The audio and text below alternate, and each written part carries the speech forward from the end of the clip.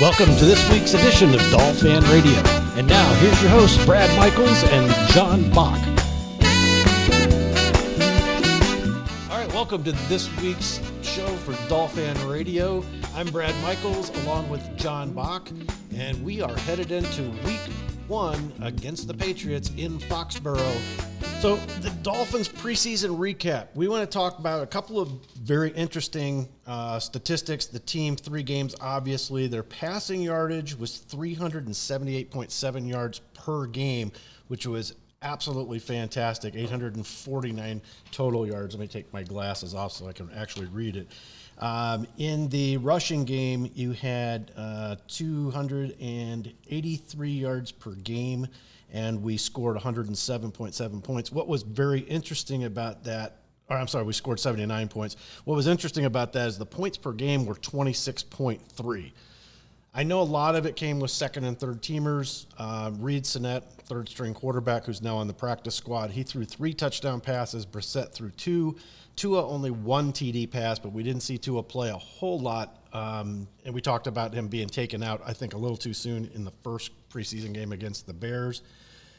But the offense for the preseason ranked number 5 overall out of all 32 teams. The defense, because we didn't see the starters playing at all for the most part, ranked 29th.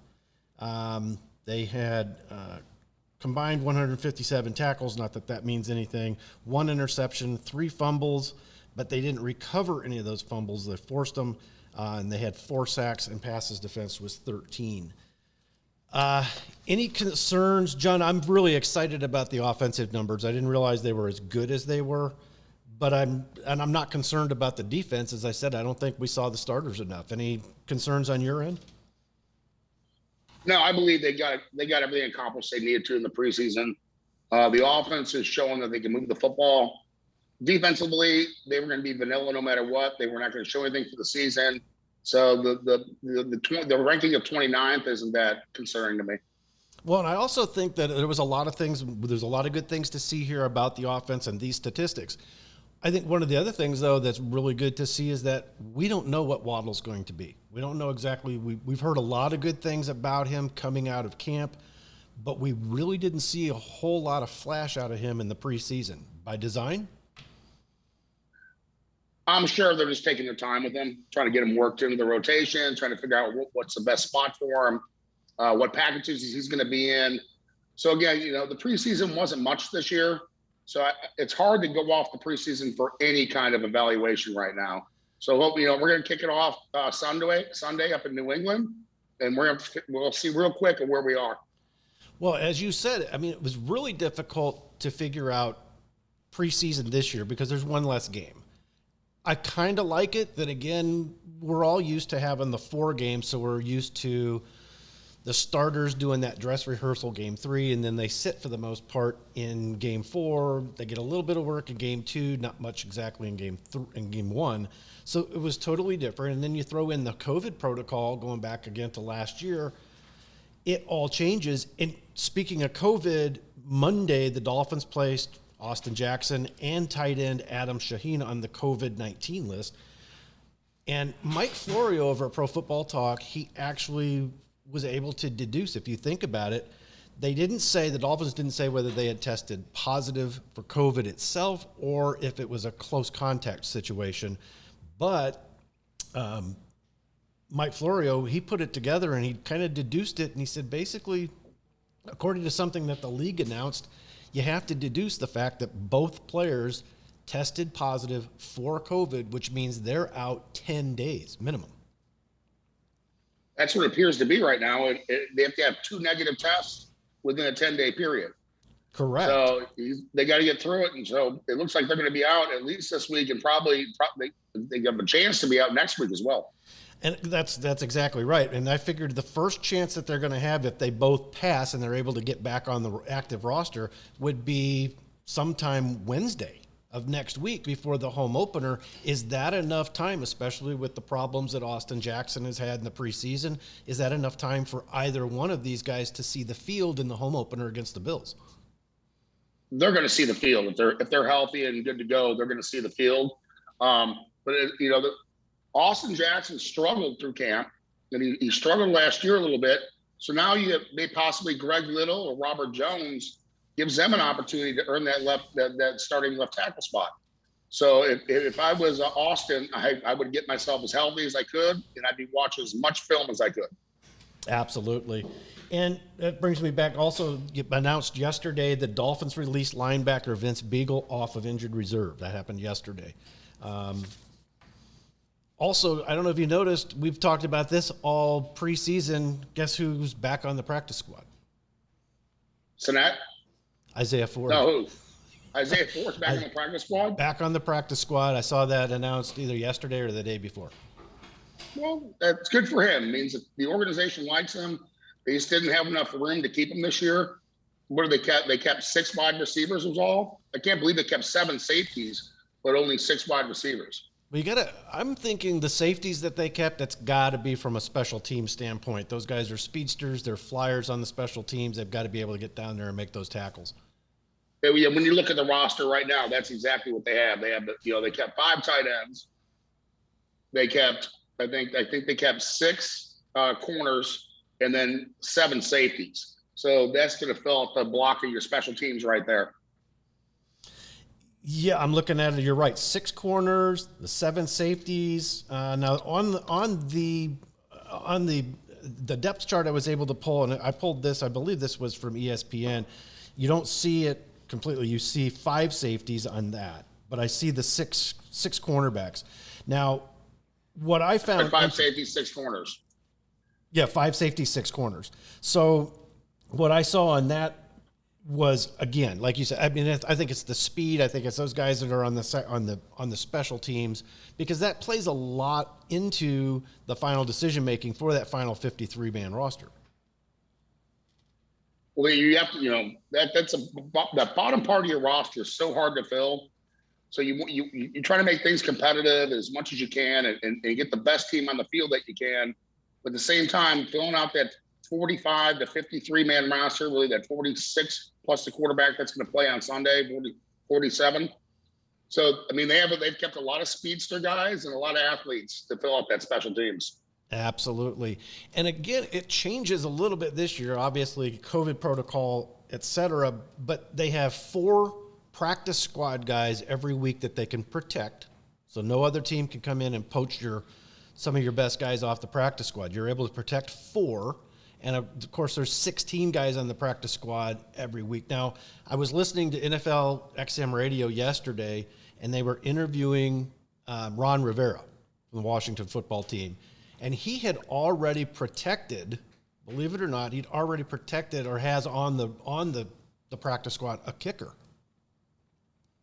Wow. I saw they protected Sinnett too yesterday. So he's one of the 4 guys they're going to protect. He's really our 3rd string quarterback. I was really hoping that he was going to make the roster this year, but at least we found a way to keep him around with that protection. Well, and the thing is I think Jacoby Brissett, he might be one and done in Miami, because if Reed Sinnett is going to be the guy that can be the backup, and I think he proved that. His preseason was phenomenal. He played lights out. He really did. Absolutely. And but I want to come back to the whole kicker thing. Ron Rivera, and I think it was Pat Kerwin, he said, with all of the COVID issues, he said, if I'm a general manager or a head coach, he says, I might wait, and he thinks that's what a lot of the guys are going to do. They'll wait until Friday to see what happens. Because what happens if you're only carrying 1 kicker, and Sunday morning right before the game or Saturday night before the game, you test positive on the COVID protocol, whether it was an actual positive test or just close contact, you're out for Sunday's game. Do you really want to lose your kicker? It's, this COVID thing's changing the way people think. And again, protecting a kicker, and I love Pat Kerwin. Pat was with me when I played for the Jets.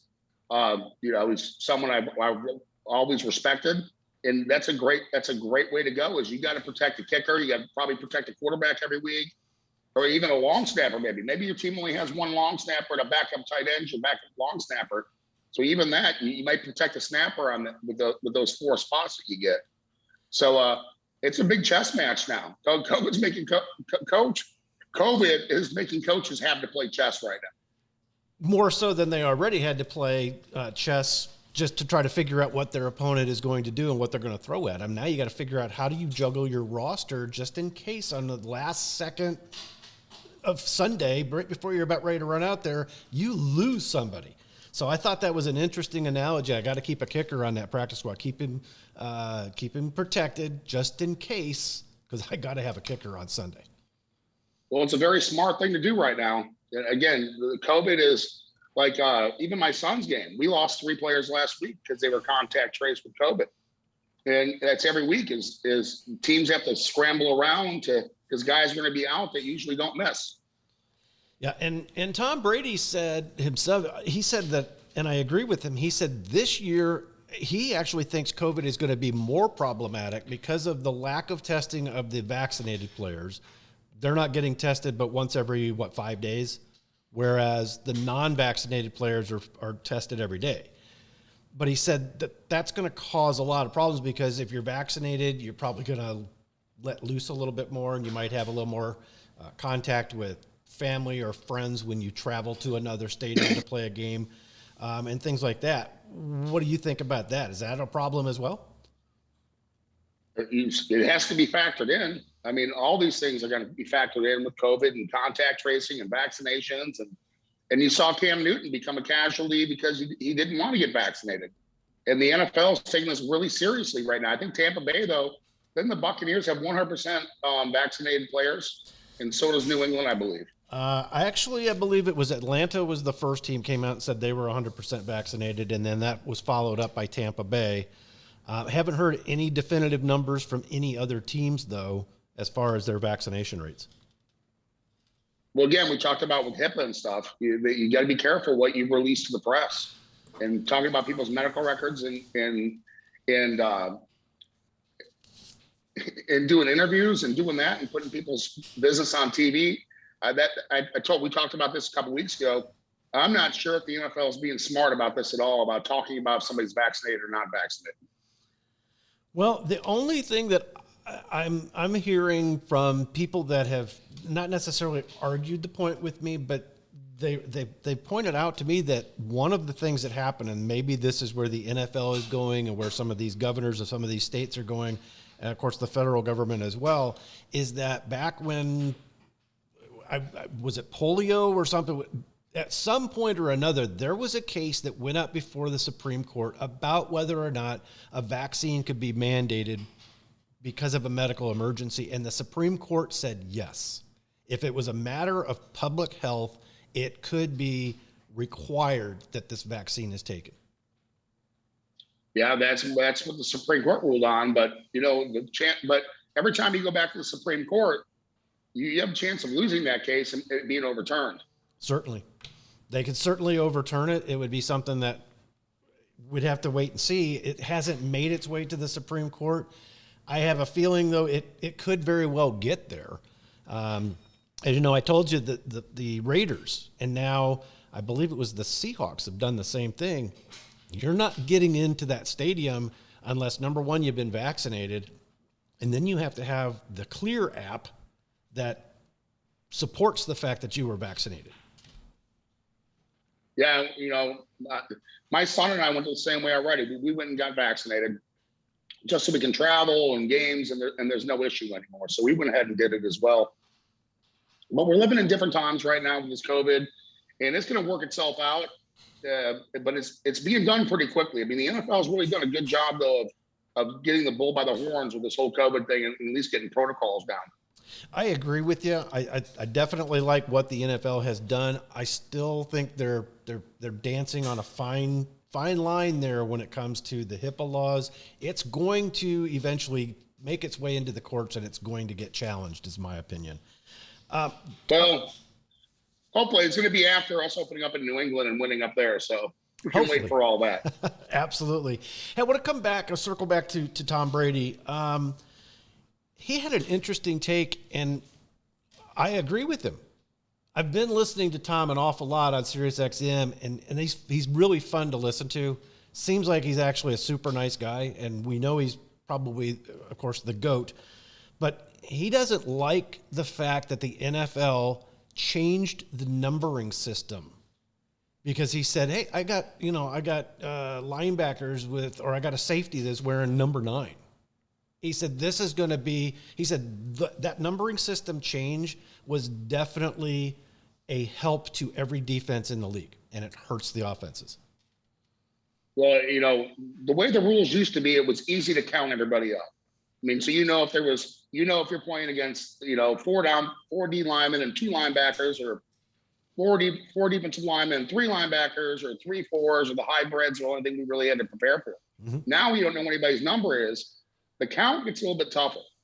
But at the same time, the game's changed a lot. They're running so much slide protection and dual reads. It's not that big of a deal, I don't think.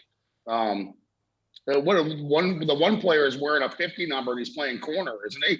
Oh, I'm not even aware. He's wearing like 55. He's wearing 55, and he goes, "Well, I just hope they think it's a linebacker out there." Wow. So, you can play around with those numbers. I didn't like it in college. When I coached college, a guy wearing 7 or 9 as a D lineman, because you didn't know if he was a linebacker walked up, or they run a 3-4, or they run a 4-3.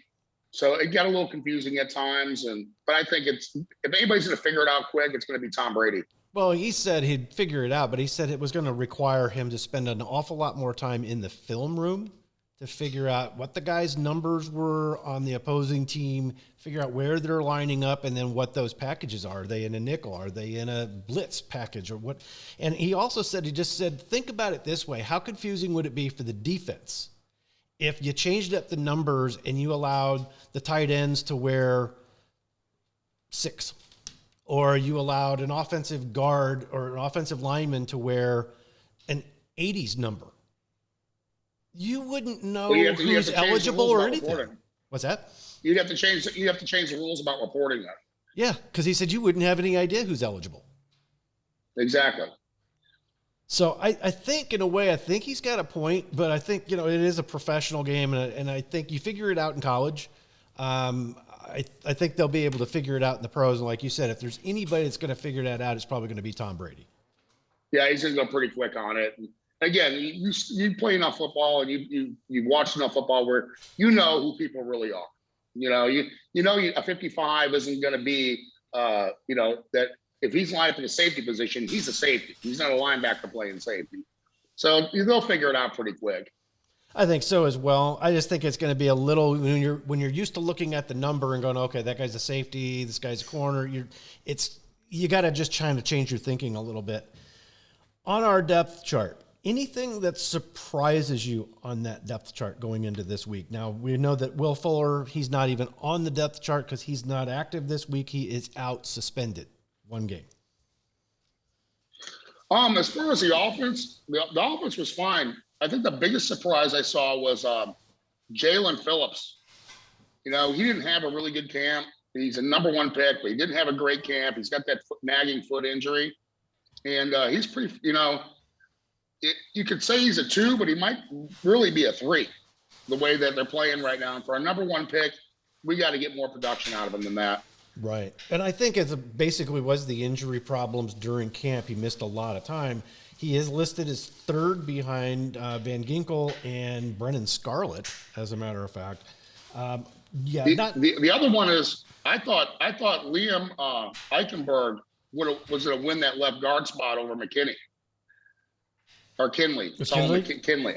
Yeah, I thought Liam Eichenberg was going to win that job. So it was surprising that he's still there, because they were trying to make a move, and maybe Eichenberg just was too green yet. But I think that's where they want him to wind up. That's what I'm thinking too, which makes it interesting to me that they have him listed this week on the depth chart. They have him listed as 2nd string on the right side tackle spot. Well, he's going to be the swing tackle. Okay. For sure. He'll be the swing tackle, because either Greg Little is probably going to be the starter at left. So he's going to swing. So he's probably the 3rd guard and probably the 3rd tackle.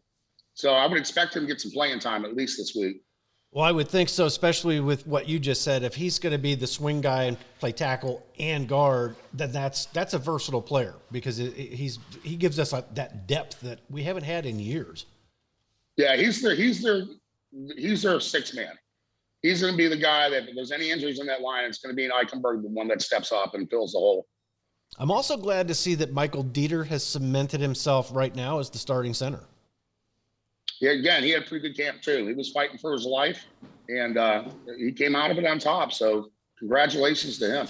Yeah, absolutely. I want to come back. I did a couple of the stats there on Tua and Brissett and Reed for their touchdown passes in the preseason, and of course, obviously, it's preseason. But I thought it was interesting. You've got as their starting running backs, we have Myles Gaskin and then Malcolm Brown. Now, I like Ahmed, and if you looked at the stats, the best averages were Gaskin and Ahmed. Yeah, but who were they playing with as well? Though they were playing with the ones and the twos that are going to make that roster. Malcolm Brown, though, he had a great third preseason game. He ran the ball very well. So I mean, they see him every day, so they're making the assumption that he's better than Ahmed. I thought Ahmed's been playing outstanding as well, and we said this a couple weeks ago. It's going to be running back by committee. Absolutely. And I think actually when we break it down, Malcolm Brown is going to be that guy. He's going to get a lot of touches, but he's really that goal line back that we've been looking for. So we punch it inside the 5-yard line. We can hand it off to him to get those extra 5 yards and turn that thing into the end zone. Yeah, of course, too. And third and short, it's going to be a third. He's anything short on third down, he's going to be the back end that'll take Miles out. But he's a hard runner. He's a one-cut back. And like I said, he played well enough, and they think enough of him. They put him at second on the depth chart. Well, hopefully, and I have to trust the brain trust down there in Miami. They haven't done anything so far that I haven't liked. And I was reading some of the Pro Football preview that came out in the Miami Herald, and I believe it was Greg Coate. He has ranked the Dolphins number 10. He said, yep, they're a top 10 team. And he said, it's all going to depend on Tua. But he said, I think this is the year. Actually, he said, it's the year Tua. Year Tua. Well, Greg's got some great insight. And I've known Greg for years. He's been down here a long time. I don't know if we're ranked 10 right now. I think we have to win some games. You look at our schedule, we could be 2-3 in the first 5 weeks and still have a chance to make the playoffs. But, the consensus is we need to be at least 3-2 after these first 5 weeks. That's we really are expecting about going to the playoffs. We've got to be 3-2. You can lose one on the road, maybe lose one at home, but nothing more than that. Yeah, I was listening again. I heard that yesterday. They were saying that the Dolphins, our first 5 games, it's a brutal stretch. Even that Indianapolis game, that's not a given. So, because Indianapolis is going to be strong, I thought it was interesting, and I'm going to cover this a little later. I'll bring it up right now, though, that, Coate says number 10. Sporting News has the Dolphins ranked 20th with the Patriots 19. That's our upcoming game. Did you see, though, before we go on to that, did you see Gesicki's average yards per catch? Gesicki's? Yes. Yeah, he's been playing well. He's playing for a new contract. He's absolutely. Was it about 18 yards? 24.8. It was that high, huh? That's incredible for a tight end to average 24 yards a catch. Yeah. That's unbelievable. He's playing fantastic. I'm excited about him this year. I really am. Me too. I think it's going to be fantastic. Before we move on to the next segment here, you have any other topics that are on your mind? Of course, we could actually just take that into the next section. Not really. I mean, I'm really excited about watching this team play this year, especially on the defensive side of the ball. Offense, I'm expecting some more growing pains. I don't think we're going to light it up right away. And we can average 24, 25 points a game with that defense. We should do pretty well. And then hopefully by the end of the year, now we have an offense that can score 35 points, 32 points, and close that gap a little bit more with teams like Kansas City and those explosive offenses that we see. But I'm expecting the defense to pick up where they did last year. I mean, to have that many turnovers would be insane if they could do it again. We're all hoping for that. But the offense has just got to get better every week and just show me something by game 10. That you can put some points up, you can move the football, don't turn it over, and just keep your defense in a good position. I agree with you. And For the next segment, I was going to have this. This is hopefully going to be an interview segment at some point, and I think we'll get to that. And we don't have the breakdown today for the stardom or situm on the fantasy football pick. So what I wanted to do instead was go over our list of the Dolphins, not only who's going to be the Dolphins MVP, but any Dolphins that we think, any of our players that we think might be in the MVP equation by the end of the year, or any of the other awards, like Defensive Player of the Year, Offensive Player of the Year. Do we have a Rookie of the Year candidate? Well, I'll tell you what, on defense right now, I think my dark horse for the player of the year for our team is Raquan Davis. I think he's showing that he's a really good football player. He's playing the nose tackle. They're going to two-gap him and let him play on the edge. Xavier Howard, he's going to be all-pro again this year if he just has a similar season as he did last year. So he's going to the Pro Bowl and he's going to be all-pro on that. Devontae Parker, he's got to come now, because if he plays well, he's dynamic. So we need Parker really to step up. And Rookie of the Year, maybe it's Jalen Waddle. That's where I was going. Everybody says he's better than Devontae Smith. Maybe he sneaks up and he becomes Rookie of the Year, has about 80 catches, averages 18, 19 yards a catch. That would be a fantastic year for him as a rookie. Get yourself 80 catches and you'll be in the conversation for Rookie of the Year. Certainly. But it's a hard class with Rookie of the Year. You have so many quarterbacks in that class that, it's hard for a wide receiver to step up and win it. But for our Rookie of the Year, I'm betting on Jalen Waddle coming out strong. I'm betting on Jalen Waddle also as Offensive Rookie of the Year for the Dolphins, and probably I'm hoping that our Dolphins MVP, because if we have Waddle as the Offensive Rookie of the Year and our team MVP is Tua, that tells me that we had a really good season. I would completely agree. Tua's got to play that caliber right now. This team's on his shoulders right now. It's year 2 for him. He's got to step up and play well. And I'm tired about hearing about the Deshaun Watson trades every week.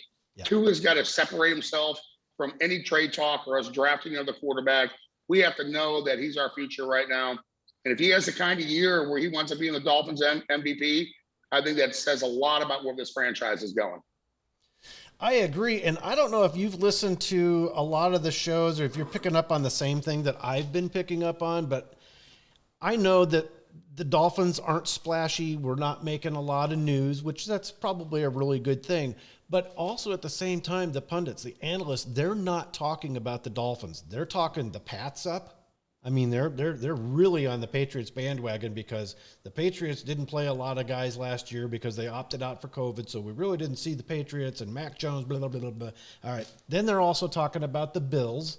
And then you would think Miami would get thrown into the mix at least by this point. But no, it's the Jets, constantly talking about Zach Wilson and how he throws he throws as good as anybody we've ever seen since Dan Marino, blah, blah, blah. That's all I hear about. It's just rah, rah, rah for the other 3 teams in our division, and we don't really hear a whole lot about the Dolphins.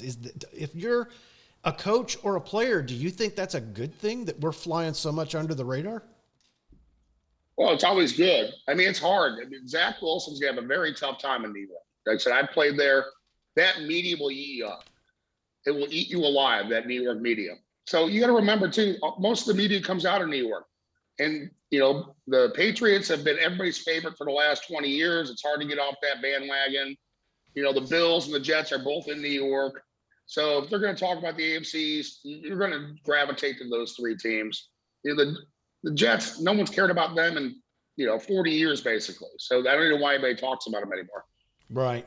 Well, I thought it was interesting, though, because I did listen, and I listened to Jim Wilson and Pat Kerwin a lot. Out of pretty much all of the analysts that are out there talking about the NFL in general, those 2 guys broke down the teams and gave them points on a point system.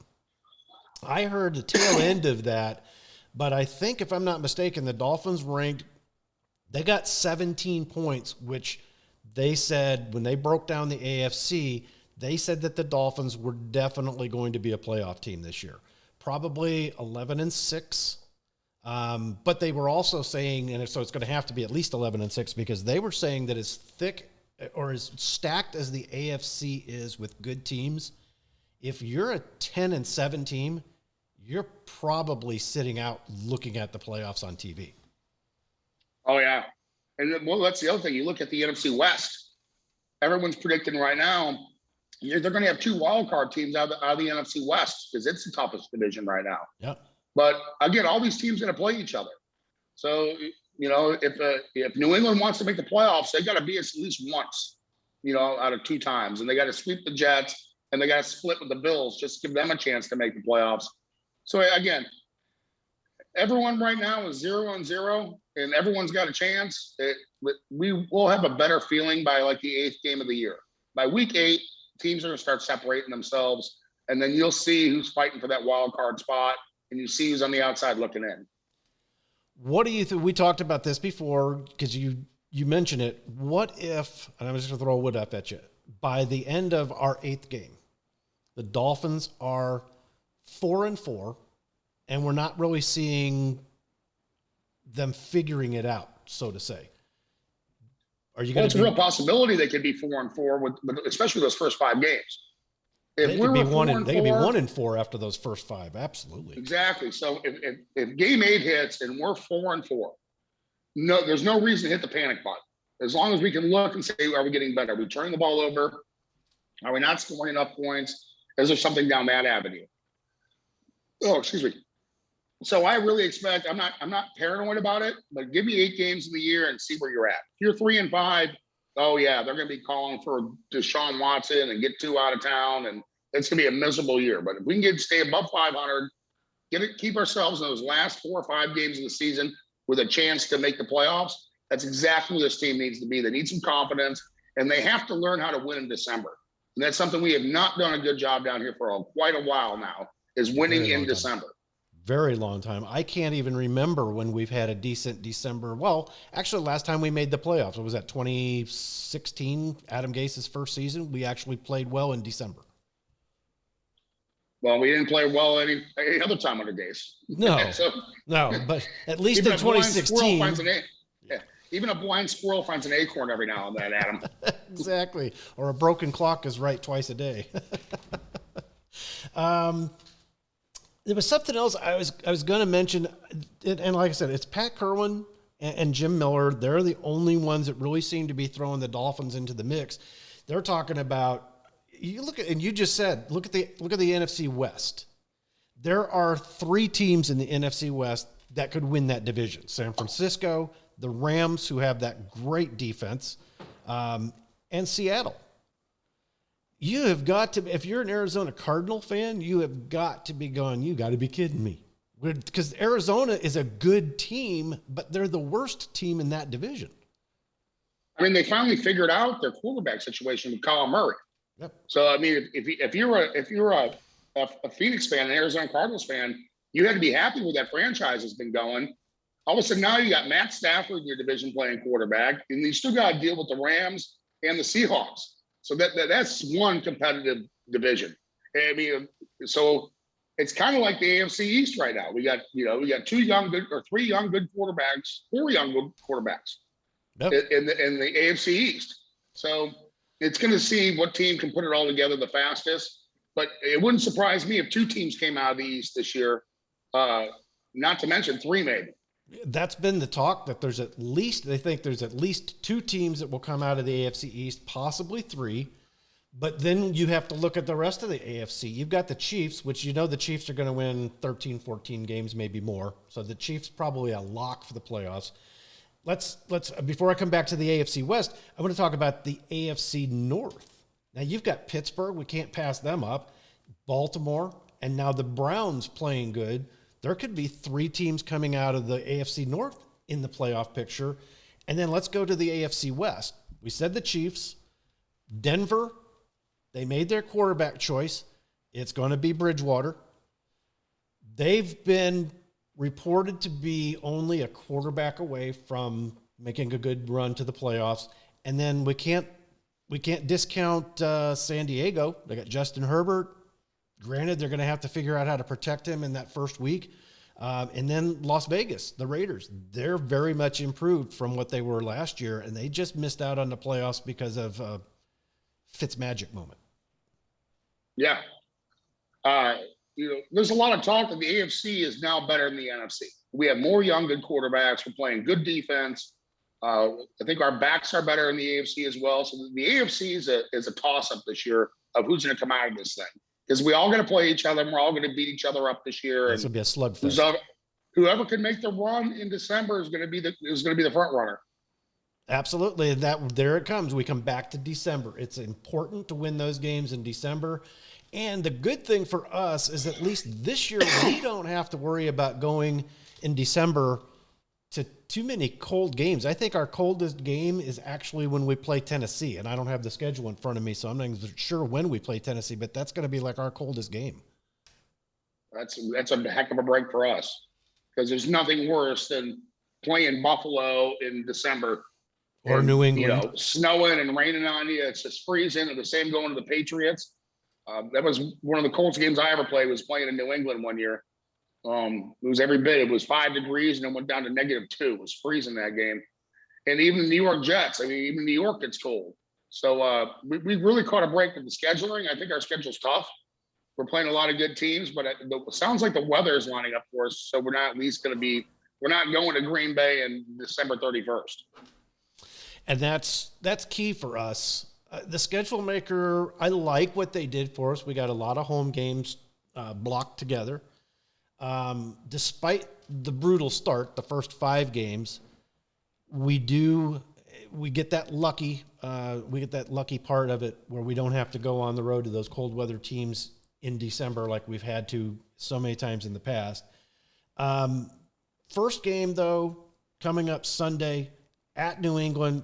That is a 4:25 p.m. kickoff, televised on CBS.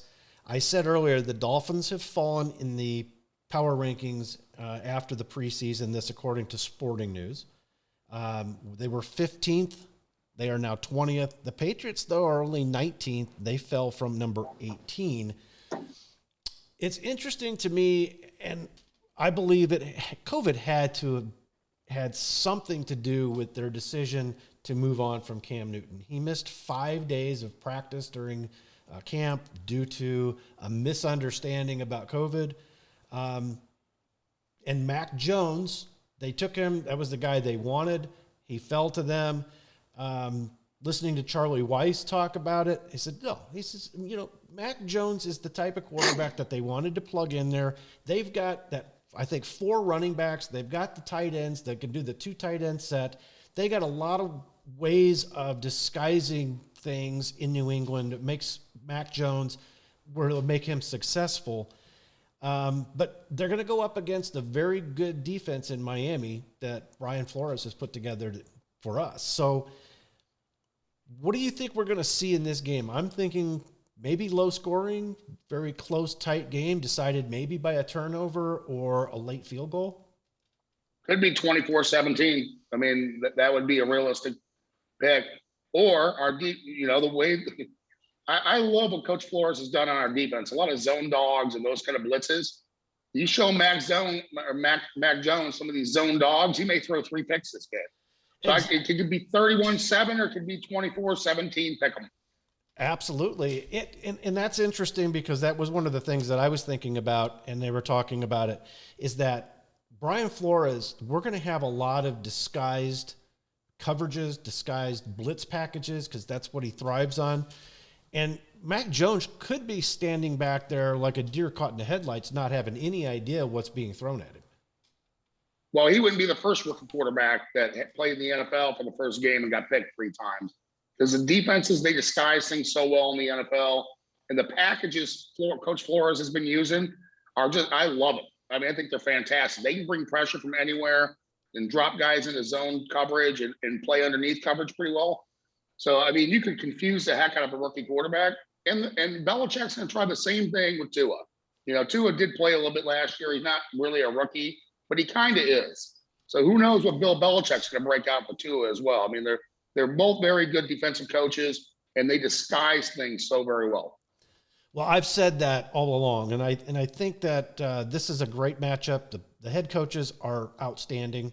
Ugh, can't believe I just said that about Belichick, but you have to say that about Belichick. Brian Flores, schooled in the Belichick system, so he's good. They're both good, and I think maybe this is where we're going to come into that situation that Tom Brady was talking about with the number changes. I have a feeling Tua may be a little bit further advanced on that than Mac Jones, but then again, they played with those similar type of numbers in college. Is that going to make a difference on Sunday? I don't think so. I think the number of things don't really matter. Unless the safety's wearing a 50s number and they're using him like the strong safety down. Someone might misread it, but they're going to be able to count it up pretty fast. I don't think it's going to be that much of a change. Okay. Sporting News, their pick was this was going to be a low-scoring game, somewhat sloppy, according to them. It was going to be decided by maybe a couple of offensive mistakes, maybe a turnover here or there. They picked the Patriots 17-13. Before we get into our actual picks for the game, do you have anything from a coach's standpoint that you would break down that you think are the key matchups in this game coming up? No, I didn't study the game enough. Again, I haven't seen these guys play a regular season very much because the preseason, you can't count it. Right. So I'm going to be watching everybody this week and really starting to see who's struggling and who's stepping up. I think Gesicki's going to play great. He's a big problem for their linebacking core up in New England. He's catching the ball really well. He's moving the chains, going down the field, and him and Tua are getting some decent chemistry together. You know, I really want to see what Devontae Parker does. Can he get some separation? Can he stay healthy? Can he make a, you know, I want to see him go down the field and make a big catch down the field for a long touchdown, which we haven't seen that out of him. That's why one of the reasons we drafted him in the first round. And I'm just looking forward to that defense and the linebackers and how those linebackers are going to play against Mac Jones and you'd be able to cover their tight ends and especially the two tight end system that they run, be able to play some good coverage out of that and then bring some pressure. So to me, it's really about the defensive matchup for me. I can see why Sporting News said it's going to be a 13-14 game or 13-10 in a sloppy game because these guys didn't play much in the preseason. I'm hoping that we're a little bit farther along and we play well at New England. So again, for my little prediction would be probably 24-17 Dolphins is the way I'm going. I'm a homer. But at the same time, Dolphins play well at New England. They always have. New England's got a rookie quarterback. I think our defensive schemes are going to be a lot for him to handle, and I can see us pulling this one out. We just need a couple of big plays out of our wide receivers and our tight ends. And coming to that receivers room, I'm not really worried about the tight end position. We've seen what Gesicki's been able to do in training camp, and like you said, he's playing for a new contract. So I'm interested, like you, I'm interested in seeing Devontae Parker, and I've said this over and over again, you're only as good as your ability to stay on the field. I want to see him be able to stay healthy. When he was healthy 2 years ago, he had a really good, I would say, breakout season. Then he had those nagging injuries again last year. I also want to see Preston Williams stay healthy. I know, sometimes you just can't help injuries. And his injuries have actually been severe enough that they've kept him out for extended period of times, not just something nagging like with Parker.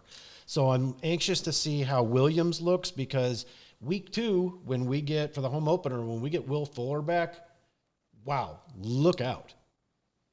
And Preston Williams has so much upside.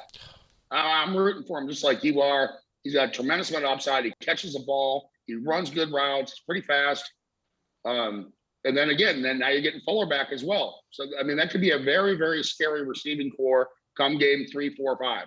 Absolutely, especially when you consider they kept 6. Look at the guys they kept, and then look at some of the guys that they let go, but then scooped them up as soon as they could and put them on the practice squad. I mean, that is a very, very deep receiver room. Yes, it is. They've done a good job of receivers. I mean, a couple of years ago, we didn't have any. Yeah, that was there was no receivers to talk about a couple of years ago. That was Tannehill's problem. Who's he going to throw it to? Exactly. All right. So our friend Chris from Plantation. He wants to know our official picks for Sunday at New England. Okay, I'm going 24-17 Dolphins. All right. Mac Jones throws 2 interceptions in zone coverage.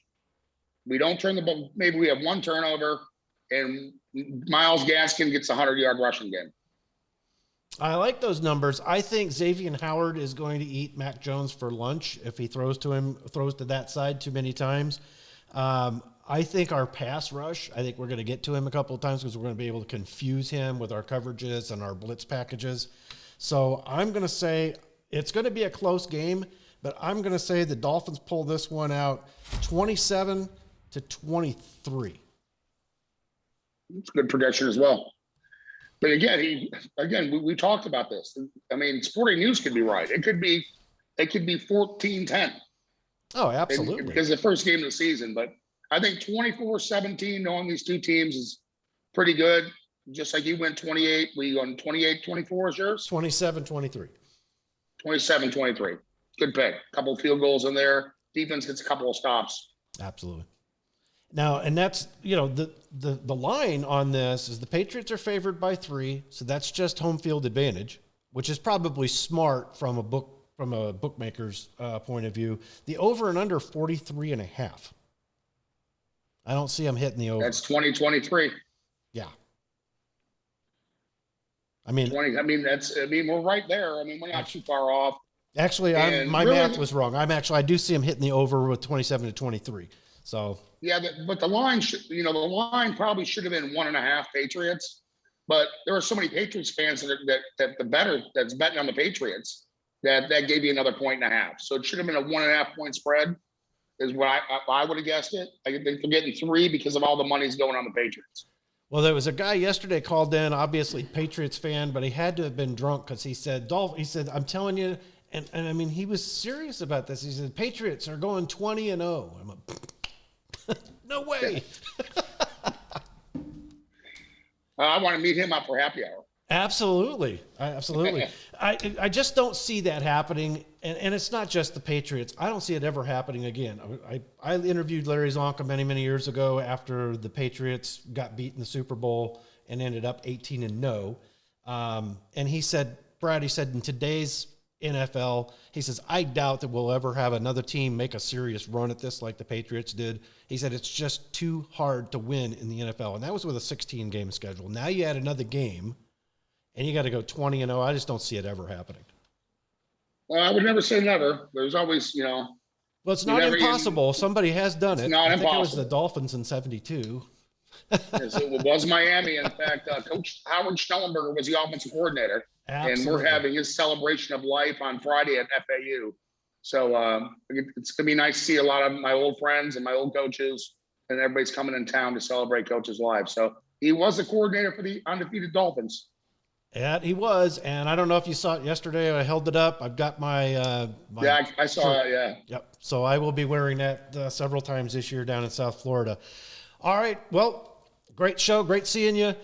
And we're going to see the Dolphins on Sunday, finally, for the opener. And I cannot wait. Sunday at 4:15 at Eastern time, 1:15 your time, and let's go Dolphins. And we finally got something to root about. It's been a long off season, and it seems like they've got all the pieces that they needed. They finally put them all together. So hopefully, kickoff on Sunday is a kickoff to a new attitude down here in Miami. I love it. So good luck to our Dolphins on Sunday. I'm Brad Michaels, along with John Bach for Dolphin Radio. We'll see you next week, hopefully with a W in the car.